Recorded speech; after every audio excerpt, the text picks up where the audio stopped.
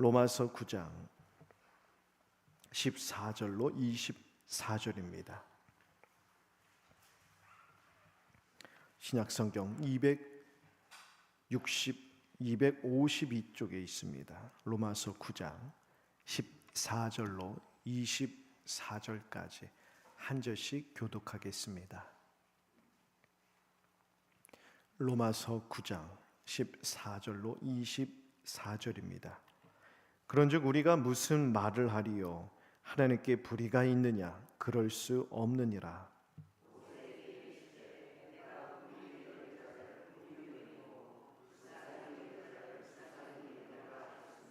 그런즉 원하는 자로 말미암음도 아니요 다른 박질하는 자로 말미암음도 아니요 오직 긍휼히 여기시는 하나님으로 말미암음이니라.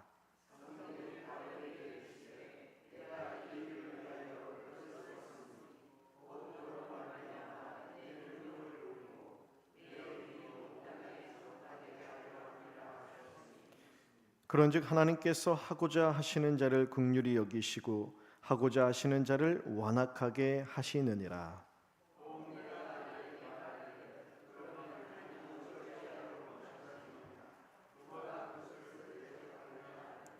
이 사람아, 내가 누구이기에 감히 하나님께 반문하느냐?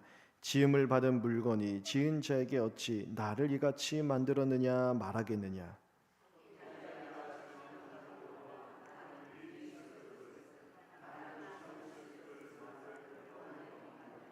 만일 하나님이 그의 진노를 보이시고 그의 능력을 알게 하고자 하사 멸하기로 준비된 진노의 그릇을 오래 참으심으로 관용하시고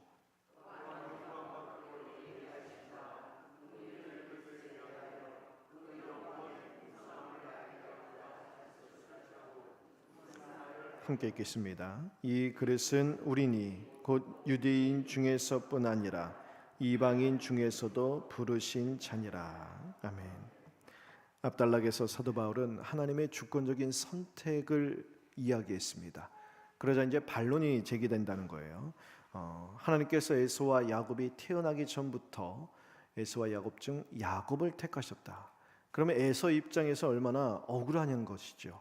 아니, 누구는 택하고 누구는 택하지 않은데 만일 그 택하고 버리는 기준이 뭐 열심히 한 것 또한 둘을 비교해 봤을 때 누가 낫고 누가 우월하고 그렇지 않다. 그럼 뭔가 좀 납득이라도 하고 에서 입장에서 그래, 야곱이 나보다 훨씬 뛰어나니까, 나보다 더 착하니까, 나보다 더 뭐 믿음이 좋으니까 뭐 어떤 그런 수긍할 만한 그런 것이 아무것도 없고 태어나기 전부터 그냥 하나님이 일방적으로 누구를 택하시고 누구는 그렇지 않으셨다.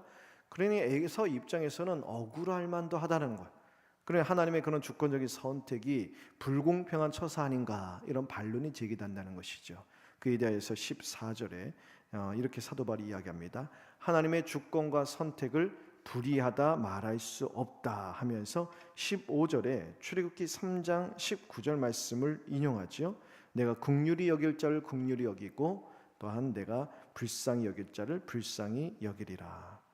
하나님의 무조건적인 선택의 기준은 하나님의 선하시고 기뻐하시는 뜻에 있다는 것이죠. 출애굽기 33장에 나오는 사건을 지금 예를 들어서 지금 논증을 하고 있는데, 출애굽기 33장은요 그 금송아지 사건입니다. 이스라엘 백성들이 모세가 시내산에 올라갔을 때 그 밑에서 금송아지를 만들어 우상을 숭배했습니다.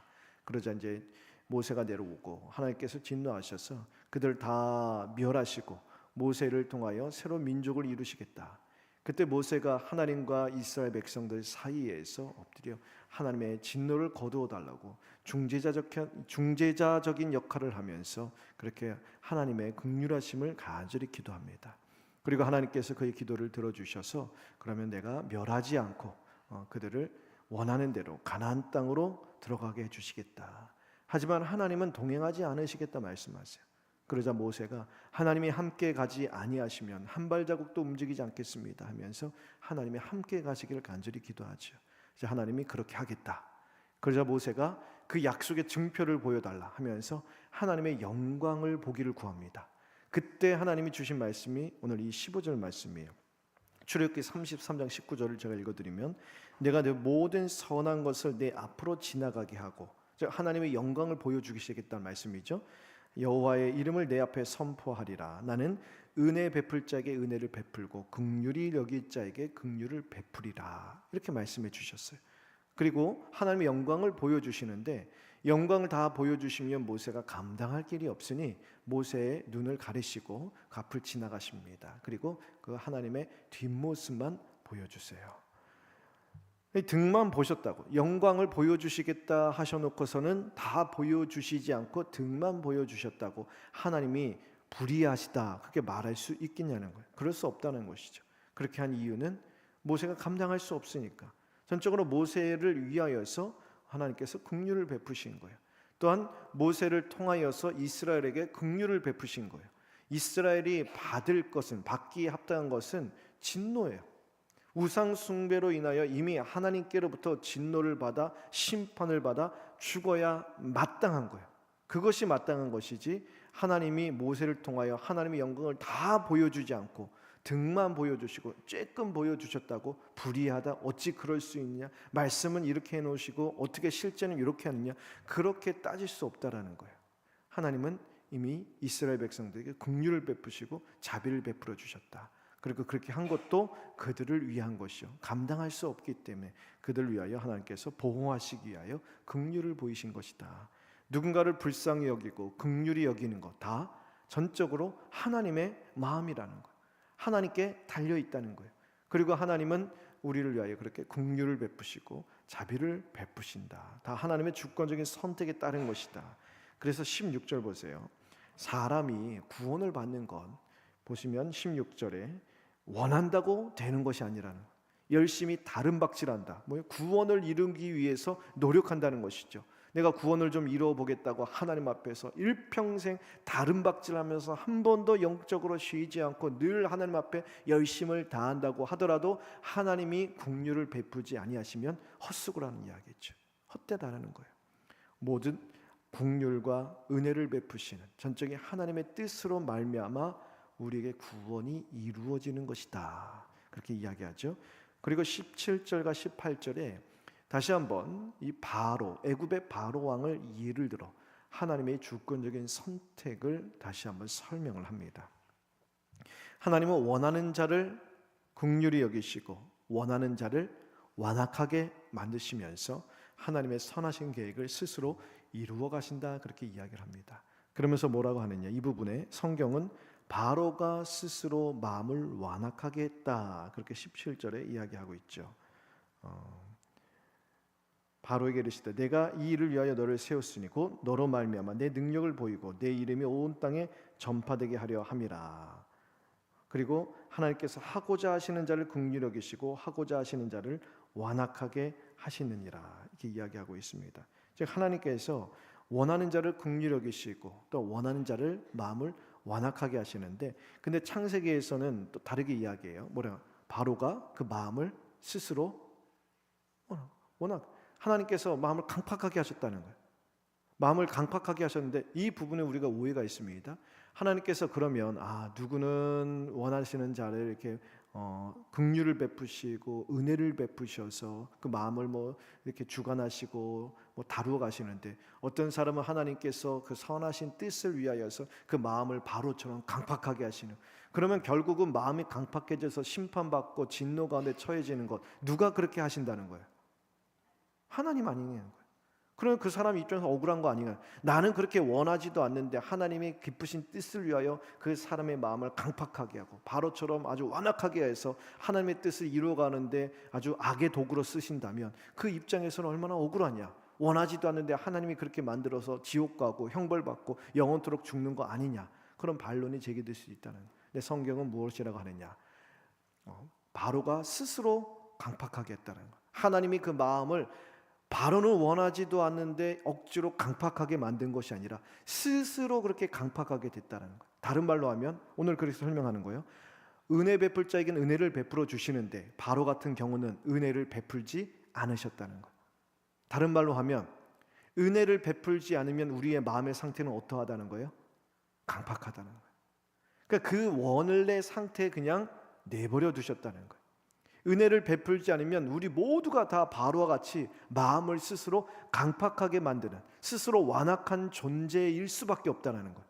그런데 그러한 본연의 상태에서 하나님이 원하시는 자에게 은혜를 주셨다는 거예요.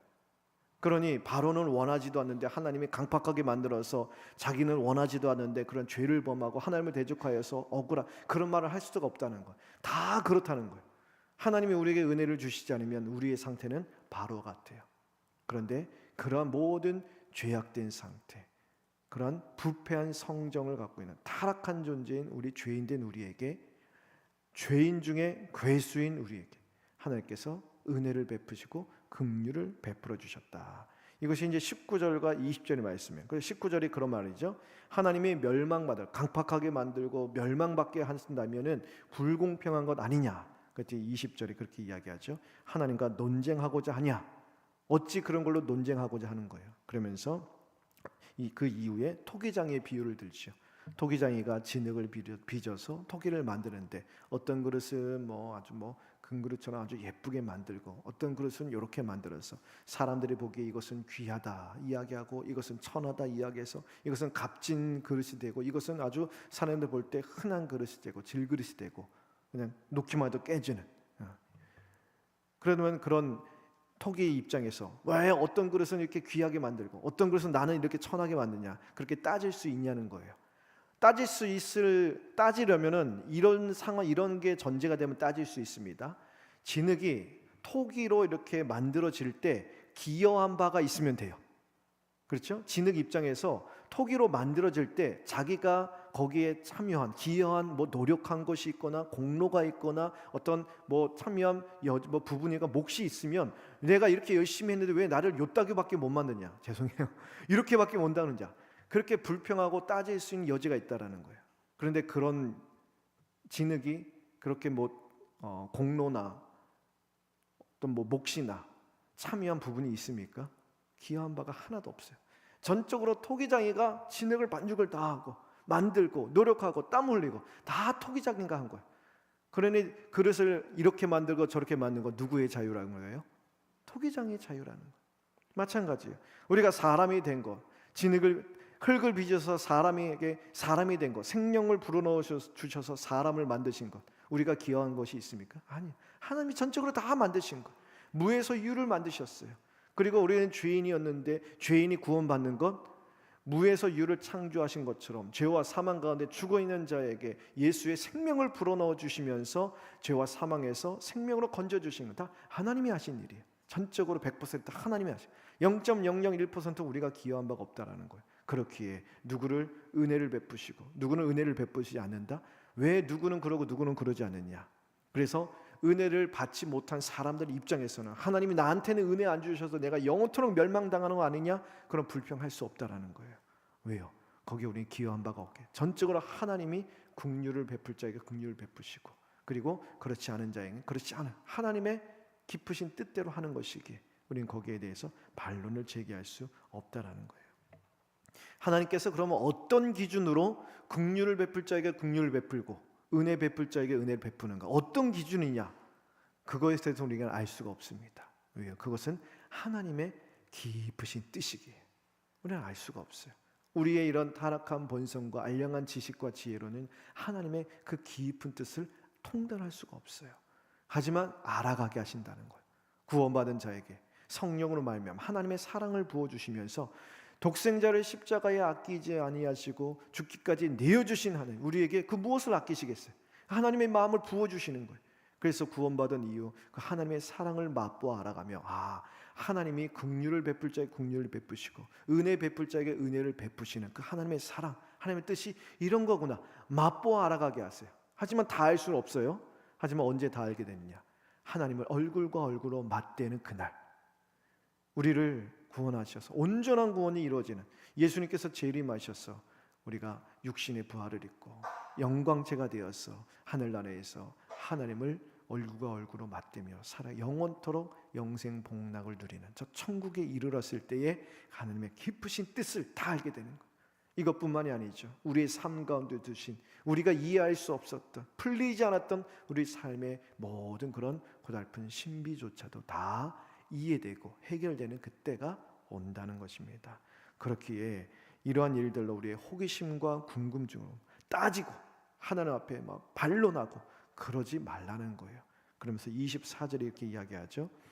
하나님께서 영광의 부요함을 알게 하려고 택하신 이 긍휼을 베풀기로 한 사람들은 혈통적 이스라엘뿐만이 아니라 다 혈통에 상관없이 영의 자녀들이라는 거예요. 하나님께서 인치신 자들, 예수 그리스도를 믿어 구원받은 성령으로 인침받은 모든 자들이 하나님께서 긍휼을 베푸신 자요 은혜를 베푸신 자다 이야기합니다. 우리가 구원받은 것, 우리 구원받을 만한 자격이 있어서가 아니죠. 하나님께서 은혜를 베푸실 자에게 은혜를 베푸시고 긍휼을 여기실 자에게 긍휼을 여기시는데 우리를 그 은혜와 긍휼을 받는 자로 택하셨기 때문이에요. 그렇게 우리가 이 자리에 여기 있는 것이죠. 예배의 자리에 있는 것이요, 은혜의 자리에 있고 구원의 자리에 있다는 것입니다. 이 얼마나 놀랍고 큰 은혜입니까? 우리가 하나님의 이 큰 긍휼과 은혜를 받게 되었다는 것은요, 그래서 구원받게 되었다는 것은 구원받은 것은 끝난 게 아니에요. 지금도 여전히 그 긍휼을 베푸시고 은혜를 베푸시는 손길 아래 살고 있다는 것도 포함이 됩니다. 그러므로 우리 삶에 이해하기 힘든 그런 어려운 일이 닥칠지라도 우리는 여전히 우리를 구원하신 그 긍휼과 은혜의 손길 아래 있다는 사실을 기억하며 하나님의 선하신 뜻을 바라볼 줄 알아야 한다는 것이죠. 하나님은 결코 불의하지 않습니다. 하나님은 불의하신 분이 아니에요. 선하시고 의로우신 하나님. 그렇기 때문에 하나님의 뜻은 언제나 선합니다. 그렇게 우리는 그 고백을 할 줄 알아야 된다는 거예요. 물론 우리의 삶 가운데 내 눈으로 보이는 상황은 하나님이 전혀 선한 것처럼 보이지 않을 때도 있어요. 오랫동안 간절히 기도하고 정말 간절히 주님 붙들고 믿음으로 살려고 애쓰고 신앙을 붙드는데도 불구하고 내가 원하는 대로 삶이 펼쳐지지 않을 수도 있어요. 그럴 때는 나도 모르게 사탄이 어떤 생각을 준다고요? 하나님은 선하지 않잖아. 봐, 하나님이 선하시면 너에게 이렇게 대하시겠어? 하나님은 불의하셔. 왜 불의할까? 네가 죄를 졌기 때문이야. 너는 구원받지 못해. 너는 하나님의 백성이 아니야. 천국 못 가 하면서 자꾸 우리에게 이러한 육의 생각, 잘못된 생각을 불어넣어 준다고요.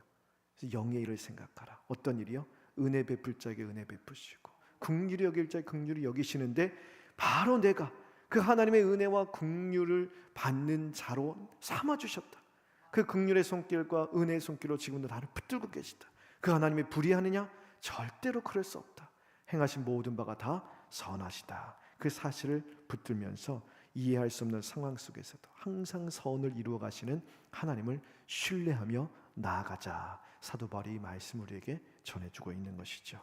우리는 하나님께 항의하거나 따질 수 없는 피조물입니다. 토기장이신 하나님이 우리를 빚으셨고 우리는 그 손에 의존하는 진흙일 뿐이에요. 그런데 중요한 것, 하나님 우리를 어떤 토기로 지으셨느냐? 멸망의 그릇으로 내버려 두지 않고 하나님의 은혜와 긍휼을 담아내는 하나님의 도구로 우리를 빚어주셨다는 사실입니다. 그러므로 우리 인생에 설명할 수 없는 일이 닥칠지라도 흔들리지 마시고 여전히 하나님의 주권적인 손길, 은혜와 긍휼의 손길 아래 있음을 기억하시면서 하나님은 여전히 선하시다. 그 고백을 담대하게 붙드시며 감사와 순종으로 오늘도 주와 함께 동행하는 저와 여러분 되기를 간절히 바랍니다. 기도하겠습니다.